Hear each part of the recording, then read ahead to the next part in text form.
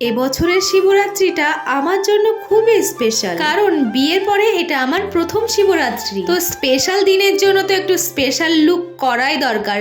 সেই জন্য আমি শাড়ি আর ব্লাউজ কিন্তু আগে থেকে কিনে রেখেছিলাম, আর ব্লাউজটা কিন্তু নিজেই বাড়িতে ফিটিংস করিয়েছি। আমি লিপস্টিক আর আইলাইনার ছাড়া কিন্তু কোনো মেকআপই করিনি। আমার লুকটা কেমন হয়েছে কমেন্টে কিন্তু অবশ্যই জানাবে। এখন আমরা বেরিয়ে পড়েছি আমার বান্ধবীর বাড়ি যাওয়ার জন্য, কারণ ওদের বাড়িতেও পুজো হচ্ছে। তো দেখো এখন আমরা ফল কিনে নিচ্ছি।